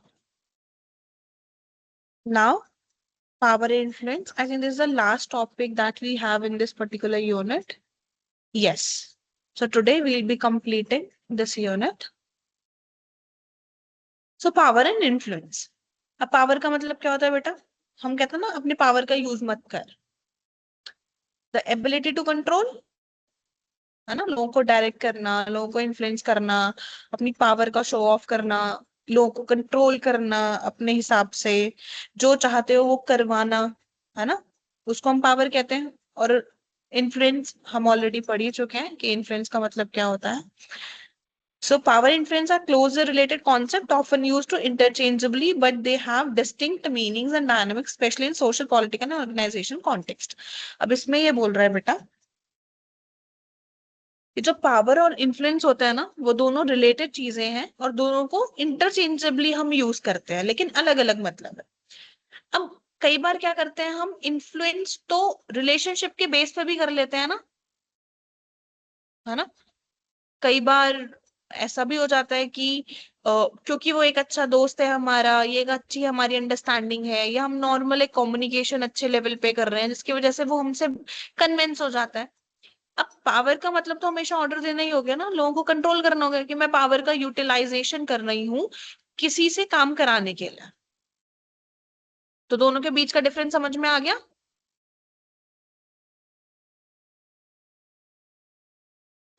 Yes, ma'am. तो पावर की डेफिनेशन लिखी हुई है बेटा, यहाँ पे मीनिंग लिखा हुआ है. The power refers to the ability to control, direct और इन्फ्लुएंस अदर्स. अब हम पावर को यूटिलाइज करते हैं लोगों को कंट्रोल करने के लिए, उनको डायरेक्ट करने के लिए और उनको कन्विंस करने के लिए. और ये हम क्यों करते हैं? क्योंकि हमें उनसे एक डिजायर्ड आउटकम चाहिए, एक रिजल्ट चाहिए, है ना. अब कोई भी टीचर, कोई भी अथॉरिटी या कोई भी मैनेजर या सीईओ अपने लोगों से काम कैसे कराता है? पावर के थ्रू. अगर वो सेम लेवल पे हो तो क्या कोई काम करेगा? अगर कोई आपको ऑर्डर देने वाला ही ना हो तो will you be able to perform work on time? No, ma'am. हो राइट. फॉर दैट कुछ प्रेशर तो चाहिए होता है ना हमें अपने ऊपर. किसी की डेडलाइन चाहिए होती है, या हमें ऐसा चाहिए कि किसी को तो हम आंसरेबल है, कोई तो हमसे क्वेश्चन करेगा ना कि तुमने ये काम क्यों नहीं किया, या इसमें ये गलतियां क्यों है, ऐसे क्यों नहीं किया. सो वो सारी चीजें ना एक अथॉरिटी के साथ ही आती है. जब कोई इंसान एक पोजीशन पे होता है, जिसके पास एक पावर होती है, वही इंसान इसको एग्जीक्यूट कर सकता है और उसी को हम पावर बोलते हैं. तो वही only that person have the ability to control. That is power. So power is clear to everybody कि पावर क्या होती है, पावर का मतलब क्या होता है. Yes, ma'am. Now we have different types of power, जो कि हमारे एक ऑथर ने दी है, फ्रेंच एंड रेवन ने. Yeah? Yes, ma'am. So how many types of power do we have?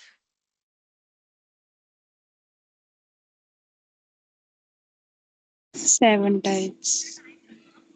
Exactly. With कौन सी? Legitimate, reward, Legitimate, revolve, expert, expert, information. yeah. ठीक है.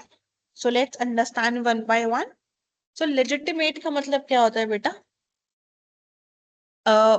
I hope you guys remember the word legitimate when we have studied the managerial tactics. है ना, जब हमने 9 managerial tactics पढ़ी थी उसमें legitimate आया था.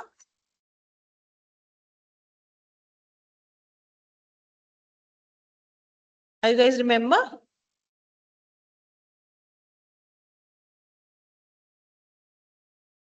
Yes, ma'am. See, लेजिटिमेटिंग जब हमने हार्ड टैक्टिक्स में पढ़ा है, रिक्वेस्ट एंड लेजिटिमेटिंग.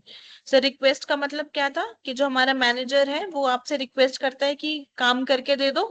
और लेजिटिमेट का मतलब क्या होता है? जब वो आपको बोलता है काम करके दे दो, प्लस वो आपको एक अथॉरिटी शो कर रहा होता है ना, या वो आपको बोल रहा होता है, आपको इंस्टीट्यूशन का पॉलिसी है वो आपको एक उसके साथ में एक्सप्लेनेशन जब दे रहा होता है रिक्वेस्ट के साथ में, उसको लेजिटिमेटिंग बोलते हैं, यस मैम। है ना। सो लेजिटिमेटिंग इज जब आपको फॉर्मल पोजीशन या किसी अथॉरिटी से चीजें आए, ऑर्डर्स आए, है ना, और वो आपको फॉलो करना पड़ेगा बिकॉज आपको उसका रोल पता है कि अगर आपका मैनेजर बोल रहा है, अगर आपकी कोई हायर अथॉरिटी बोल रही है तो you have to obey, you don't have any other option, है ना। Now the next one is yes reward. अब रिवॉर्ड पावर क्या होती है, आपको कुछ काम असाइन किया और आपको बोला गया कि अगर आप अच्छे से कर लोगे तो आपको रिवॉर्ड मिलेगा, है ना। कई बार ऐसे बोलते हैं कि हमें प्राइजेस मिलते हैं, या जैसे हमारी सैलरी में इंक्रीमेंट दे देंगे, हाइक दे देंगे, प्रमोशन कर देते हैं, बोनस मिलने लग जाता है, कुछ ट्रिप पे ले जाते हैं, तो वो हमारा रिवॉर्ड होता है। तो इसकी वजह से क्या होता है कि लोगों को एक वो होता है ना कि यार अगर मैं टाइम पे काम कर लूंगा तो मुझे रिवॉर्ड मिलेगा, तो that is the reward power, कि बॉस ने आपको प्रॉमिस किया कि अगर आप मुझे ये काम टाइम पे करके दे दोगे तो आपको इंसेंटिव मिलेगा आपकी अच्छी परफॉर्मेंस के लिए या टाइम पे काम करने के लिए, या आपकी सैलरी इंक्रीमेंट कर देंगे if you do work on a regular basis nicely, है ना, विदाउट एनी मिस्टेक, और ऐसा डिले नहीं करोगे, अच्छे से काम करोगे, मोटिवेटेड रहोगे, तो आपकी आपको प्रमोशन दे देंगे। तो वो होता है बेटा रिवॉर्ड पावर। क्लियर है। Okay ma'am. Yes ma'am. Now the next one is expert power. अब एक्सपर्ट का मतलब क्या होता है, जिसके पास बहुत ज्यादा नॉलेज होती है, स्किल्स होती हैं, एक्सपर्टीज होती है किसी चीज में, है ना। अगर आपने वो देखा होगा कौन बनेगा करोड़पति, उसमें भी ये होता है ना, आपकी एक्सपर्ट एडवाइस होती है, एक वो देते हैं उसको लाइफ लाइन, है ना, एक्सपर्ट एडवाइस। तो एक्सपर्ट का मतलब क्या होता है कि उसके पास सारी चीजों की इंफॉर्मेशन होगी ना, उसके पास इतनी नॉलेज है कि आप उससे कोई भी क्वेश्चन करोगे वो आपको आंसर सही देगा, है ना। तो एक्सपर्ट पावर का मतलब होता है बेटा कि आपके पास इतनी नॉलेज है, इतनी डिजायर स्किल्स हैं कि आप इजिली काम कर दोगे, है ना, और लोग आप पे इतना ट्रस्ट करेंगे कि आपकी ही बात सुनेंगे, तो दैट इज एक्सपर्ट पावर। अब फॉर एग्जाम्पल आप डॉक्टर के पास जाते हो, वो आपको मेडिकल एडवाइस देता है ना, वो आपको चेक करता है, वो डायग्नोस करता है, फिर आपको एक रिजल्ट बताते हैं कि ये चीजें ऐसे, तो आप उसकी बात क्यों मानते हो, what's the reason behind. Ma'am because वो एक्सपर्ट होते हैं अपने वर्क में। यस, डॉक्टर की बात आप इसलिए मानते हो क्योंकि अगर आपको बीमारी है, आपके शरीर में कुछ प्रॉब्लम हो रही है, तो कोई इंजीनियर थोड़ी ना सॉल्व करेगा, कोई आर्टिस्ट थोड़ी ना सॉल्व करेगा, कोई डांसर या कोई सिंगर थोड़ी ना सॉल्व करेगा, डॉक्टर ही करेगा। और डॉक्टर क्यों करेगा, क्योंकि वो उन चीजों में एक्सपर्ट है, उसने उस चीज की पढ़ाई कर रखी है, उसके पास ये इन चीजों को चेक करने के लिए स्किल्स है, तो that is expert power. Now the next one is information. अब इंफॉर्मेशन पावर क्या होती है कि जिसके पास बोलता है ना, जिसके पास इंफॉर्मेशन है, जहां से चीजें आती है वही चीजों को कंट्रोल करता है। अगर आपके पास एक इंपॉर्टेंट इंफॉर्मेशन है, अगर आप ऑर्गेनाइजेशन को रिवील ना करो तो किसके हाथ में कंट्रोल है, जिसके पास में इंफॉर्मेशन है ना। पावर किसके हाथ में है, जिसके हाथ में चीज। फॉर लेट्स से कंपनी को कोई प्रोजेक्ट मिला है और वो प्रोजेक्ट आपको असाइन कर दिया गया है, तो उस प्रोजेक्ट से रिलेटेड जितनी भी इंफॉर्मेशन है आपके पास है ना, तो लोग आपके ऊपर डिपेंड होंगे उस प्रोजेक्ट को कराने के लिए, या उस प्रोजेक्ट से रिगार्डिंग कोई भी चीजें अगर उनको जाननी है, उनको रिव्यू लेना है, या उनको प्रोग्रेस चेक करनी है, so who will be the right person, who is in the power, you, because that project has been assigned to you, all the information lies in your hand.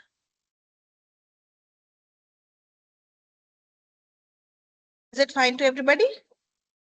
Yes ma'am. Now the next one is connection.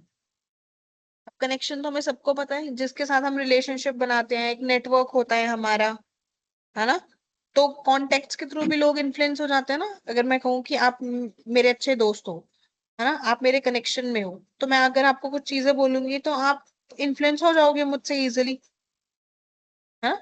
कई बार क्या होता है कि अगर आपको किसी organisation में काम करना है ना, आपको या स्विच करना है, ऑर्गेनाइजेशन चेंज करनी है और दूसरे ऑर्गेनाइजेशन में आप लोगों को जानते हो, तो वो आपका रेफरेंस दे देते हैं, है ना। ऐसा होता है ना, यस मैम। नेटवर्किंग के थ्रू लोग प्लेस हो जाते हैं, लोगों को रेफरेंस मिल जाता है तो इजीली उनको जॉब मिल जाती है। तो वो कनेक्शन पावर होती है कि on the basis of relationship, on the basis of network, people are having advantage क्योंकि उनके कॉन्टेक्ट्स अच्छे। Now the next one is referent. अभी जो मैंने आपको बोला, अब रेफरेंट पावर इज लाइक कि जिससे आप एडमायर हो रहे हो, जिसकी कैरिज्मा से, जिसको आप रिस्पेक्ट करते हो, जिससे आप इन्फ्लुएंस हो रहे हो, मतलब आप इंस्पायर हो रहे हो, है ना। कोई आपका बहुत अच्छा आइडियल है ना, फॉलो, जैसे आपका कोई रोल मॉडल है, कोई पॉपुलर लीडर है जिसको आप फॉलो करते हो, जिसकी बातों से आप कन्विंस हो जाते हो, जिसको जिसके लिए आपको लगता है कि या ही इज द वन और शी इज द वन, है ना। बहुत अच्छी पर्सनालिटी है, बहुत अच्छी कम्युनिकेशन स्किल्स है, बहुत अच्छे से खुद को मेंटेन करके रखा हुआ है, अच्छी फिजिक है। तो ये सारी चीजें क्या होती है बेटा, रेफरेंट पावर कहते हैं इसको।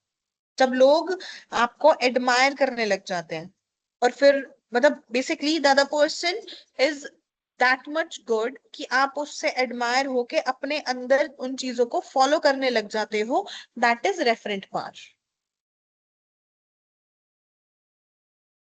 Okay ma'am. coercive power, next one और the last one। coercive का मतलब होता है बेटा जब आप किसी को फियर, जैसे हमने फियर पढ़ा था अन्ना, है ना, फियर अपील पढ़ी थी, किसी को डरा के जब आप काम करते हो, तो coercive का मतलब भी यही होता है बेटा कि जब आप किसी को डरा के काम करते हो, किसी को थ्रेटन करके, किसी को पनिशमेंट देके जब आप काम कराते हो, उसको हम coercive power बोलते हैं। कि कोई भी बॉस अगर आपको डराता है, धमकाता है कि अगर तुमने अच्छा परफॉर्म नहीं किया तो तुम्हारी जॉब चली जाएगी, तुम्हें रिजाइन देना पड़ जाएगा, तुम्हें टर्मिनेट कर दिया जाएगा, तो आप उसको डरा रहे हो ना, और उसको डराने का मकसद ये है कि वो अच्छा काम करे, तो उसको हम बोलते हैं coercive power। So all the powers are clear to each one of you?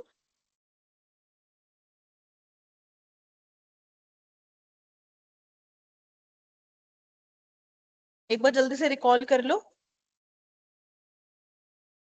Yes ma'am.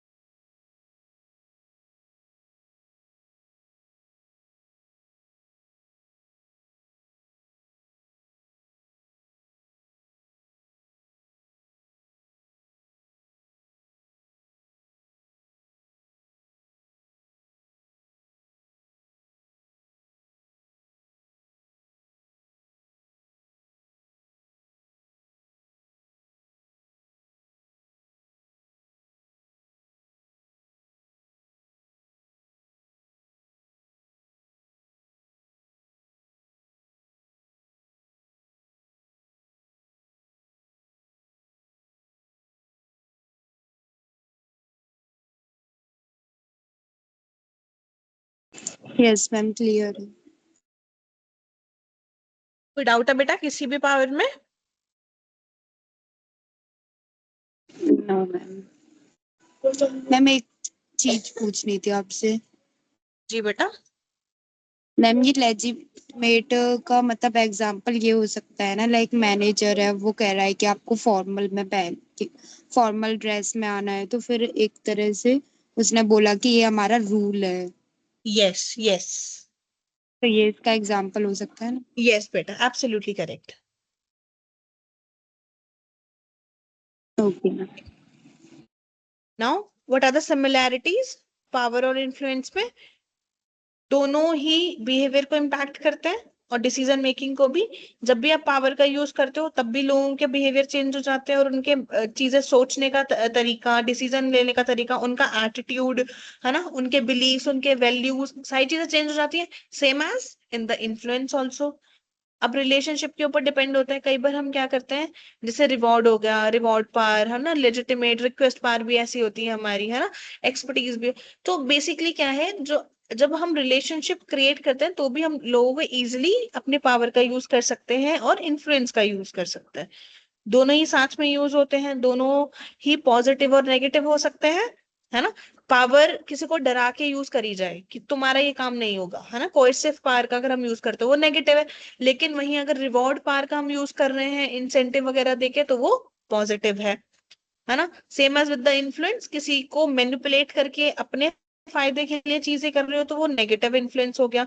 किसी की ग्रोथ के लिए अगर आप काम कर रहे हो, उसको कन्विंस कर रहे हो ताकि वो आगे अपॉर्चुनिटीज ले, आगे बढ़े लाइफ में, तो वो उसके लिए पॉजिटिव इन्फ्लुएंस है ना। दोनों ही परसेप्शन के ऊपर बेस्ड होता है कि लोग कैसे देखते हैं, आप कैसे परसीव करते हैं, कैसे समझते हैं आपकी बात को। और दोनों को ही डेवलप कर सकते हैं और एनहांस कर सकते हैं, मतलब अच्छा कर सकते हैं।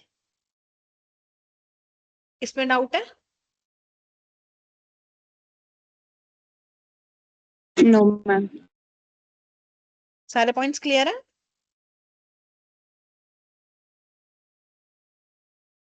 एक बार रीड कर लो, जो नहीं समझ में आया I will explain in detail.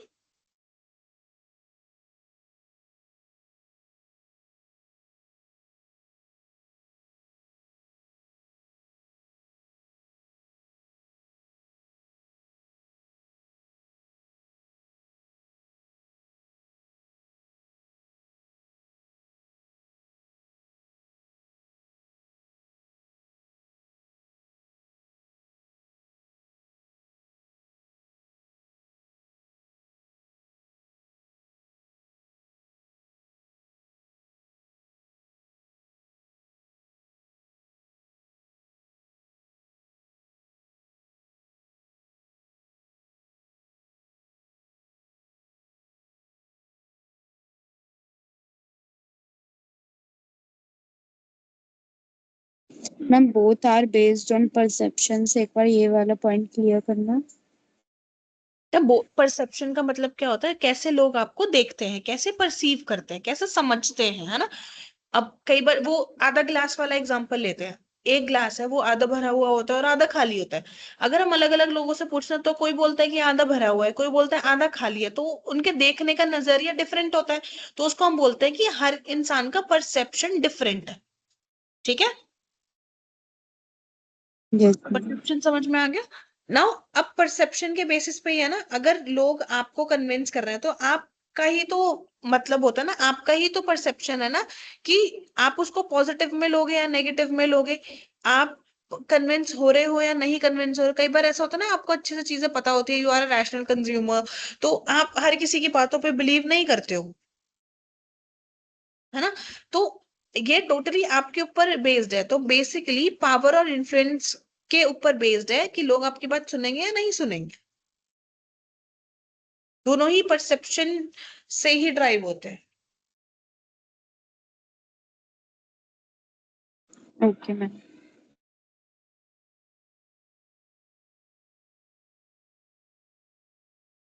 Done with all the yes points? Ma'am, clear.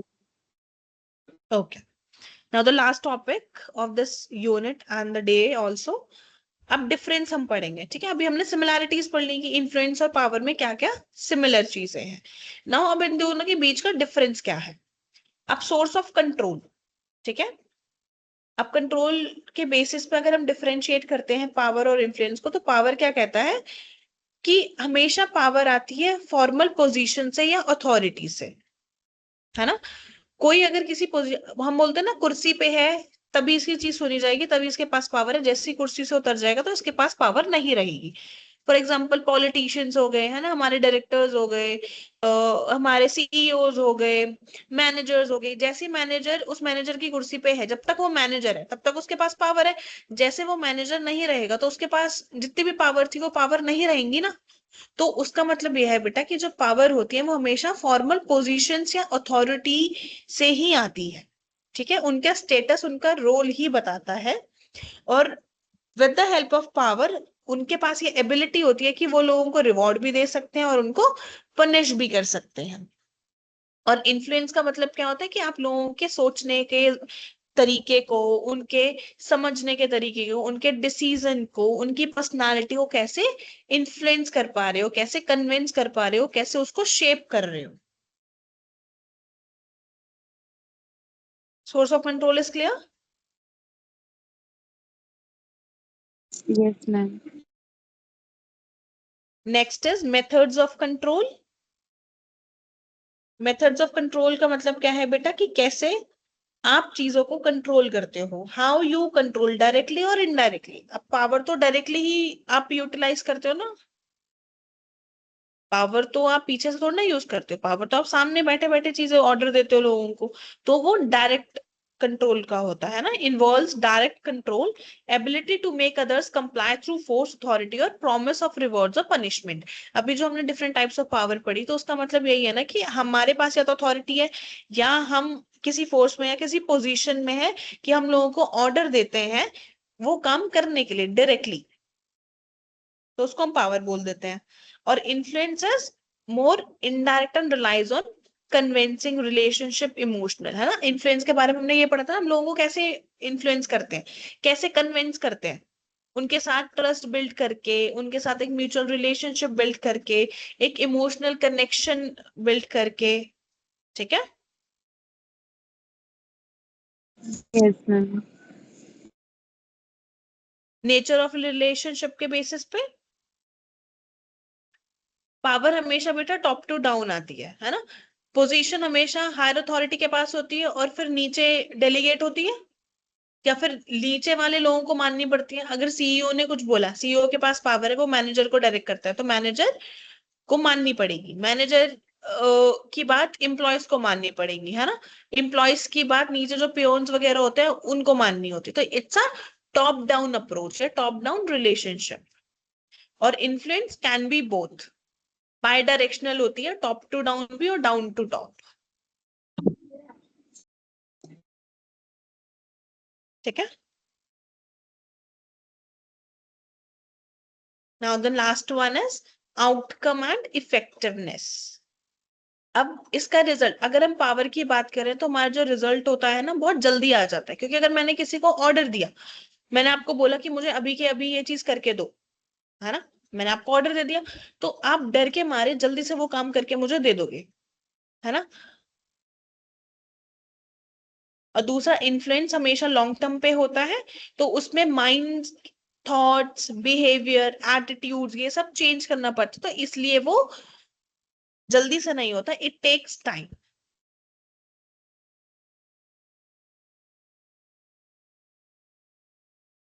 बेटा डिफरेंस क्लियर है? Yes ma'am. किसी को किसी भी टॉपिक में डाउट है यूनिट नंबर 1 में? So today we have completed our unit number 1. In the next class, next Saturday, we will be starting unit number 2. ठीक है? So quickly go through all the points of difference and then let me know. Yes ma'am.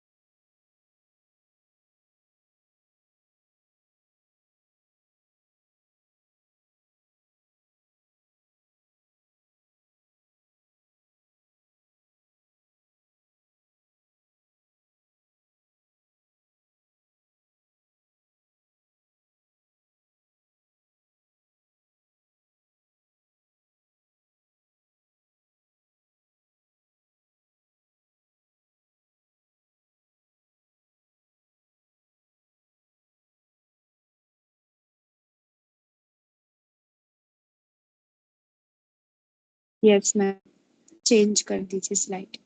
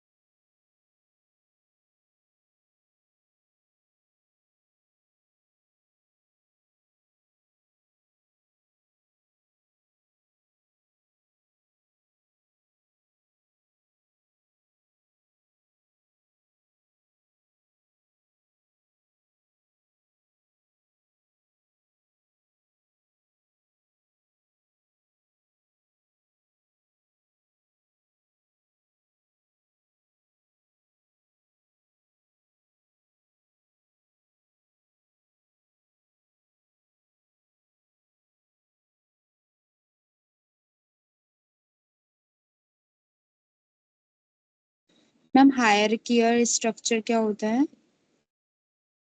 बेटा hierarchical structure होता है जैसे top to, जैसे सबसे पहले एक बोलते हैं ना कि हायरार्की फॉलो करना होता है, मतलब सबसे पहले वो सीईओज होते हैं, ओनर्स होते हैं, फिर सीईओज होते हैं, फिर जीएम होते हैं, एजीएम होते हैं, मैनेजर्स होते हैं, सुपरवाइजर्स होते हैं, फिर सबऑर्डिनेट्स होते हैं। तो एक मतलब जैसे अगर आपने बिजनेस स्टडीज में पढ़ा होगा, एक फ्लो होता है, पोजीशंस के बेसिस पे डिवाइड होता है ना। मेरे ऊपर मेरा मैनेजर कौन है, फिर उसका मैनेजर कौन है, फिर उसका मैनेजर कौन है ना, किस किस को रिपोर्ट करते हैं हम। तो वो एक हायरार्की होती है, उसको हम बोलते हैं हायरार्किकल स्ट्रक्चर। जहां पे जिस कंपनी में अगर आपको अपने बॉस के बॉस से बात करनी है ना, फॉर एग्जाम्पल मैं टीचर हूँ, आपको अगर मेरे प्रिंसिपल मतलब कॉलेज के प्रिंसिपल से बात करनी है, कॉलेज के डायरेक्टर से बात करनी है, तो आपको अपने पहले क्लास कोऑर्डिनेटर से बात करनी होती है ना। आप डायरेक्टली एचओडी से डायरेक्टर के पास नहीं जा सकते, क्योंकि वहां पे एक हायरार्की है, आपको वो फॉलो करना होता है। आपकी जो बात है वो आप अपने क्लास मेंटोर से बोलोगे है ना, या क्लास कोऑर्डिनेटर या क्लास टीचर से बोलोगे। फिर आपका क्लास टीचर आपका कंसर्न लेके एचओडी के पास जाएगा, एचओडी के पास फिर एचओडी उस कंसर्न को लेके डायरेक्टर के पास जाएगा। ऐसा होता है। तो वो जिस इन फ्लो को जब हम फॉलो करते हैं तो उसको हम बोलते हैं हायरार्किकल स्ट्रक्चर। Okay ma'am.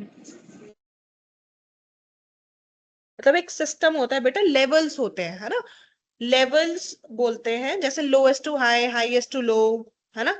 कि ऊपर टॉप टू बॉटम जैसे हम पढ़ते हैं, तो टॉप में सबसे पहले ओनर्स होते हैं है ना, फिर सीईओज होते हैं, उसके बाद मैनेजर्स आ गए, फिर एम्प्लॉयज आ गए है ना, फिर उसके बाद पियोन्स वगैरह आ गए। तो ऐसे लेवल चलता है। तो उन लेवल्स को हम बोल देते हैं कि एक ऑर्गेनाइजेशन में जब सिस्टम होता है या फिर लेवल्स होते हैं, उसको हम बोल देते हैं hierarchical structure.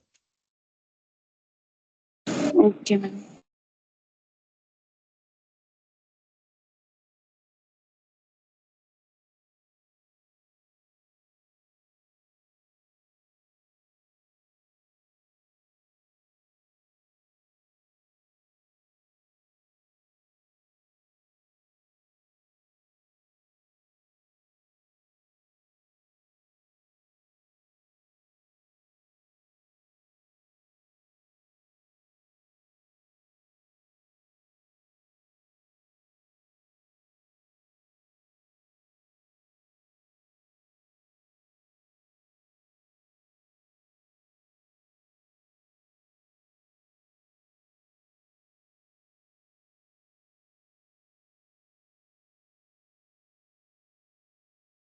Ma'am voluntary compliance क्या होता है? क्या बेटा? It encourage voluntary compliance. Voluntary मतलब होता है बेटा जब आप अपनी अपनी मर्जी से करते हो, कोई आपको पावर या आपको ऑर्डर नहीं दे रहा है, कोई आपसे जबरदस्ती नहीं करा रहा है, तो जब जबरदस्ती कराते हैं तो उसको इनवॉलेंट्री बोलते हैं, और जब खुद से आप करते हो उसको वॉलेंट्री बोलते हैं। तो वॉलेंट्री कंप्लायंस इज लाइक जब आप खुद से चीजों को मानना चाहते हो, फॉलो करना चाहते हो। Okay ma'am.